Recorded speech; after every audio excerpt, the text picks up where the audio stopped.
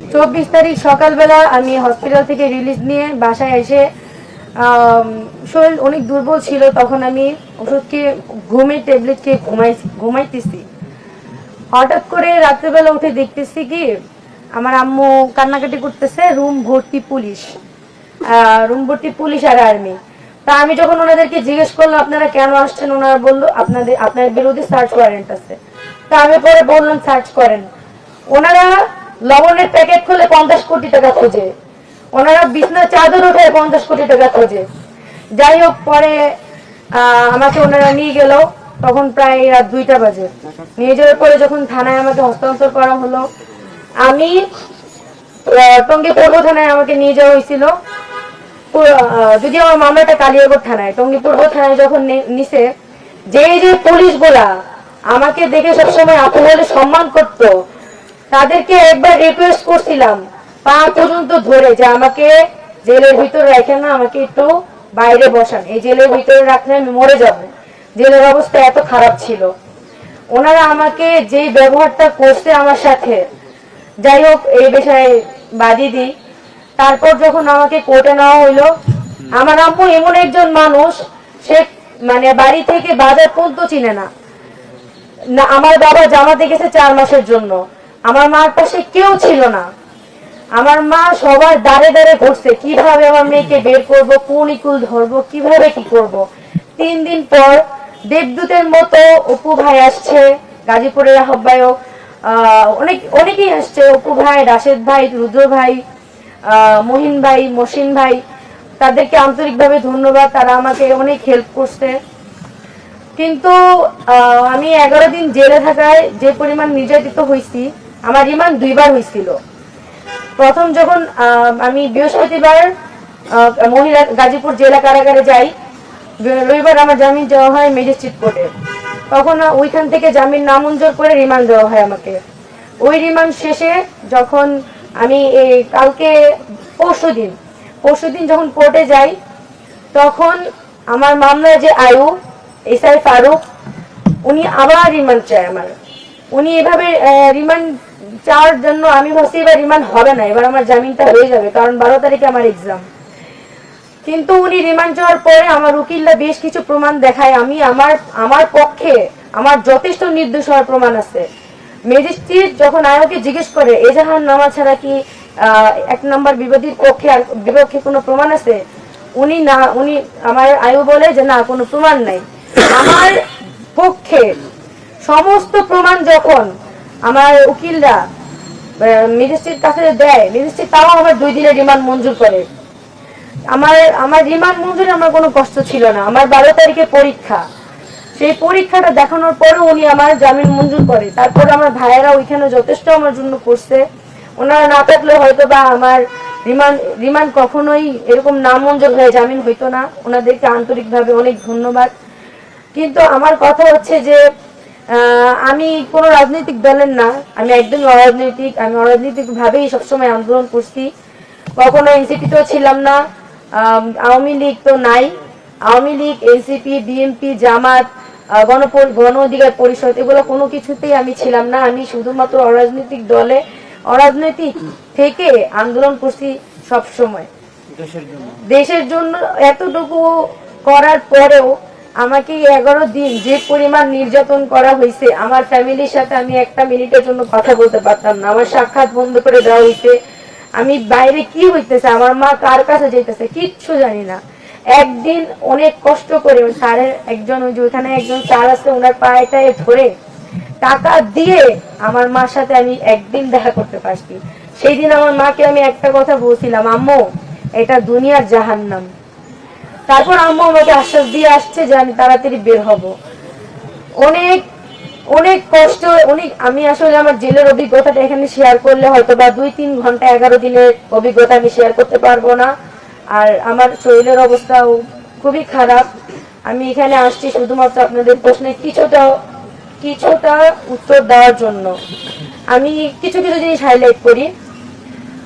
যখন দুর্জয় বাংলাদেশ প্রতিদিনের সাংবাদিক, যদিও বাংলাদেশ প্রতিদিন থেকে ওকে বের করে দেওয়া হয়েছে, এখন কালবেলা সাংবাদিক, কিন্তু যখন আমার সাথে মামলা মামলা এরকম হয়েছিল, তখন উনি বাংলাদেশ প্রতিদিনে সাংবাদিক ছিলেন। উনি প্রথমে আপোষনামা নিয়ে আসে আমাদের কাছে, যখন দেখে যে ওনার বিরুদ্ধে আমার কাছে সব প্রমাণ আছে, তখন উনি আপোষনামা, আমি ওনার বিরুদ্ধে একটা দর্শন চেষ্টার মামলা লিখেছি, তার প্রমাণও আমাদের কাছে আছে। তখন উনি আপোষনামা নিয়ে আসে। আপোষনামা সাইন করি নেই, এটা অনেকের প্রশ্ন, কেন তাহারিমা আপোষনামায় সাইন করলো না? ওই আপোষনামায় কি লেখা ছিল আপনারা আদৌ জানেন? ওই আপোষনামায় লেখা ছিল আমি ওকে কিডন্যাপ করছি, কিডন্যাপ করে গাজীপুরে নিয়ে আসছি, মারধর করছি, এমনকি ওর বাইক এবং মোবাইল ফোন সবকিছু ছিনাই নিয়ে ওকে, মানে টাকা পয়সা নিয়ে, কত টাকা লিখছে, 50,000 টাকা, 50,000 টাকা নিয়ে ওকে ছেড়ে দিচ্ছে। কিন্তু ওই মিডিয়াতে এসে বছর থেকে 50 কোটি টাকা নিচ্ছি। ওই ফকিন্নির বাচ্চার কাছে 50 কোটি টাকা আসলো কিভাবে? ফকিন্নির বাচ্চা 50 কোটি টাকা, ওর অফিসার, বাংলাদেশ প্রতিদিনের অফিসারের কাছে 50 কোটি টাকা আছে, গুনতে পারবে 50 কোটি টাকা? তারপর এই মামলায় আমাকে যখন আপোষনামায় এত কিছু লেখা, তখন আমি বসি আপনারা যা যা লিখছেন তার একটাও আমি করি নাই, আমি আপোষনামায় কেন সাইন করব? ওখানে আমার ছাত্র আরো 3 জন, এই মামলার আসামি হচ্ছে মোট 4 জন। তার নাম্বার 1 নাম্বার বিবাদী আমি, প্রধান আসামি আমি, আমাকে বানানো হয়েছে। তো ওইখানে উনি যা যা, উনি আমাকে 6টা ধারা দেওয়া হয়েছে। 6টা ধারার মধ্যে কি কি ধারা আপনারা শুনলে অবাক হবেন। মামলা বাণিজ্য, প্রতারণা, চাঁদাবাজি, মারধর, চুরি, এই ধারাগুলো কোনোটাই আমি কখনো করি নাই। কিন্তু উনি এইভাবে ধারাটা নেওয়ার, ওই আয়ু, আমার মামলার যে আয়ু এসআই ফারুক, ওনাকে আসলে টাকা না দেওয়ার জন্যই উনি বারবার রিমান্ড চায় আমার। 2বার কোর্ট হলো, 2বারই আমার রিমান্ড দেওয়া হলো, রিমান্ড মঞ্জুরও হইলো। যেখানে আমাকে কোর্টে দেখানো হইলো যে আমার পরীক্ষার সামনে, এমনকি আমার বয়স 17 বছর, তাও 2বার আমার রিমান্ড মঞ্জুর হয়েছে কোর্ট থেকে। তারপর মামলার আয়ু স্বীকারোক্তি দিছে যে আমার মার কাছে বলছে উপর লেভেল থেকে চাপ আছে। আমি আসলে জানতে চাই উপর লেভেলের কে আমাকে, এটা আমাকে অনেক আগেও বলা হয়েছে যে ওই দুর্জয় যখন মামলা লিখাইতে যায় তখনও সেম কথাটা শুনছি, উপর লেভেলের আদেশ আছে, উপর লেভেলের আদেশ থেকে আমাকে মামলায় ফাঁসানো হয়েছে। অথচ যখন ম্যাজিস্ট্রেট জিজ্ঞেস করলো আমার আয়ুকে যে 1 নাম্বার বিবাদীর পক্ষে কোনো প্রমাণ, বিপক্ষে কোনো প্রমাণ আপনার কাছে আছে, উনি বলল না। তাহলে কেন আমার রিমান্ড মঞ্জুর হইলো? এই প্রশ্ন আমার এই ম্যাজিস্ট্রেটের কাছে।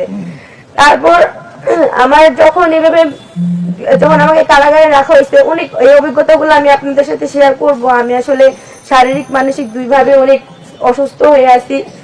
আমি আসলে এটাই বলবো যে আপনারা যদি ভিডিওগুলো একটু খেয়াল করেন, যে প্রমাণগুলো আমি ছাড়ছি নেটে, ও যদি, আচ্ছা আপনাদের কাছে আমার একটা প্রশ্ন, আপনারা তো এখানে সবাই সাংবাদিক, আপনারা ঢাকার সাংবাদিক, আপনারা যখন গাজীপুরে যাবেন অবশ্যই আপনারা অফিসকে ইনফর্ম করবেন। তাহলে ও যদি আসলে নিউজের কথা বলে, আমি যদি ওকে নিজের কথা বলে গাজীপুর নিয়ে যে, ও কেন অফিসকে ইনফর্ম করলো না? ও অফিসকে ইনফর্ম না করে ও গেছে, এই জন্য বাংলাদেশ প্রতিদিন থেকে ওকে বের করে দিচ্ছে। এতটুকু সেন্স আপনাদের অবশ্যই আছে। তারপর ও কালবেলায় অ্যাটেন্ড করছে, কালবেলায় হয়তো কালকে ওকে কালবেলা থেকে বের করে দেওয়া হয়েছে, আমি শিওর না, কিন্তু হয়তো বা এটা হইতে পারে। ও আমাকে যেভাবে প্রেজেন্ট করছে লাইভে আইসা, যে আমি ওর থেকে যে টাকা নিছি, মারধর করছি, টর্চার ছিল, এই সেই অনেক কিছু। যাই হোক, আমি এতটুকু বলবো, শুধু জামিন দিলে হবে না, আমি আছি, মাহাদি ভাই আছে, আমাদেরকে এই মামলা থেকে পুরোপুরি নিষ্পত্তি দিতে হবে। কারণ আমরা এই মামলায় আর থাকতে চাচ্ছি না, মামলাগুলো তাড়াতাড়ি শেষ হয়ে যাক, এতটুকু মানে অনুরোধ আপনাদের কাছে, যেটা আমাদের এই মামলা থেকে তাড়াতাড়ি বের করে দেয়। আরেকটা কথাই বলবো, শেষ কথা, যে হচ্ছে আমি আমার সহযোদ্ধা ভাইরা যা, মানে যা বাইরে আমার জন্য যা করছে তার জন্য অত্যন্ত ধন্যবাদ। কিন্তু আমি আমার ভাইদেরকে তখনই বলছি, বের করলে প্রথমেই বের করতেন, বা 11 দিন পর বের করে আধমরা লাশ করে বের করতেন, হয়তো লাশ বের করতেন, আধমরা করে আমাকে বের করা হয়েছে। ওই 11 দিন ওই আমার কাছে ওই জেলটা ছিল টর্চার সেল। এক কথায় ওই আমার কাছে ওই জেলটা ছিল টর্চার সেল। আমাকে যেভাবে মানে অত্যাচার করা হয়েছে, এটা যদি বর্ণনা আপনাদেরকে দিই তাহলে 2 ঘন্টা আমার বক্তৃতা শেষ হবে না। আর আমার বলার মতো মানে সিচুয়েশনও নাই। আমি এতটুকুই বলবো, আজ যে সাংবাদিক, এত সাংবাদিক আসছে একটাবার আমাদের কথা শোনার জন্য, এই মামলা যখন চলে আমি সব সাংবাদিকের পায়ে ধরে বলছি, ভাই একটা নিউজ করেন, যে কেন আপোষনামা নিয়ে আসলো। আপনাদের মনে কি প্রশ্ন জায়গা নাই? বিবাদী আপোষনামা নিয়ে যায়, বাদী কেন আপোষনামা নিয়ে গেছে? আপনাদের মনে কি এই প্রশ্নটা জাগে নাই? কেন আপনারা এখন আসছেন? আগে কেন আসেন না? 11 দিন যখন জেলে ছিলাম কোন সাংবাদিক কেন নিউজ করে নাই যে তাহারিমা কেন 11 দিন ধরে জেলে? কেন এই প্রশ্নটা করে নাই? কিছু তথাকথিত সাংবাদিক আছে যারা আবার বয়স জানাও নিউজ করে যে আসলে জোড়াই যোদ্ধা তাহারিমার বয়স কত। তারাও নিউজ করে যে আমি নাকি সময় টিভির মতো এত বড় একটা চ্যানেল কিভাবে নিউজ করলো যে আমি এই দুর্জয়কে হানি ট্র্যাপ করে ওখানে নিয়ে গিয়ে ওকে ওর থেকে টাকা নিয়ে ওকে রাস্তায় ছেড়ে দিয়েছি চৌরাস্তায় ছেড়ে দিয়ে আসছি। সময় টিভির মতো এখন যে সময় টিভিকে ভুয়া বলে নিউজ দেয়, সময় টিভি সেম কাহিনী আমাকে সবসময় ওরা নেগেটিভ ভাবে প্রেজেন্ট করে। তা ওনারা এইভাবে প্রেজেন্ট করছে, সকালে রিমান্ড, দুপুরে জামিন, সন্ধ্যায় মুক্তি। এটা কেমন কথা? কেমন ভাবে এত বড় চ্যানেল গুলা এইসব নিউজ করতে পারে? ইউটিউবের কথা বাদ দিলাম, আরেকটা আছে কালের কণ্ঠ। এই বসুন্ধরা মিডিয়াকে হুঁশিয়ারি দিয়ে বলতেছি, আপনারা কিন্তু প্রথম আলোর মতো শর্ট খাইয়েন না। বারবার বলতেছি, আমরা কিন্তু হাজি ভাই চলে গেছে, কিন্তু হাজি ভাই আমাদেরকে শিখাই দিয়ে গেছে কিভাবে কোন সময় কি করতে হবে। আপনারা দয়া করে এতটুকু আপনাদের কাছে রিকোয়েস্ট, আপনারা ভালো হয়ে যান, নয়তোবা আপনাদের উপর স্টুডেন্ট বা আমাদের যে ক্ষোভটা সেটা প্রকাশ হয়ে যাবে অতি শীঘ্রই। আমাদের আসলে জেলে নেওয়া ব্যাপারটা, আরেকটা কথা, আমার সাথে জেলে আরেকটা মেয়ে ছিল, সে হচ্ছে জগন্নাথ ইউনিভার্সিটির স্টুডেন্ট, তানজিলা তাবাসসুম, অর্থনীতি নিয়ে পড়তেছে সেকেন্ড ইয়ারে। ওই মেয়েটাকে পুরো গুম করে রাখা হয়েছে। আমার ফ্যামিলি তো জানতো যে আমি জেলে, কিন্তু ওর ফ্যামিলি জানে ও হলে, ওর ইউনিভার্সিটি স্টুডেন্ট না জানে ও বাসায়। এইভাবে স্টুডেন্টদের মুখ কেন বন্ধ করা হচ্ছে? ওই মেয়েটাও সেম আমার মতো প্রতিবাদী কণ্ঠ ছিল, আমাদের মতো প্রতিবাদী কণ্ঠ ছিল। ওই মেয়েকে এইভাবে জেলে গুম করে রাখা হয়েছে, ওর ফ্যামিলিও জানে না, ওর ইউনিভার্সিটিও জানে না। এইভাবে আমাদের কণ্ঠ রোধ করে রাখা হয়েছে কেন? কে এই উপর লেভেলটা, কে যার জন্য আমাকে আমার ফ্যামিলির সাথে সাক্ষাৎ বন্ধ করে এইভাবে টর্চার করা হয়েছে?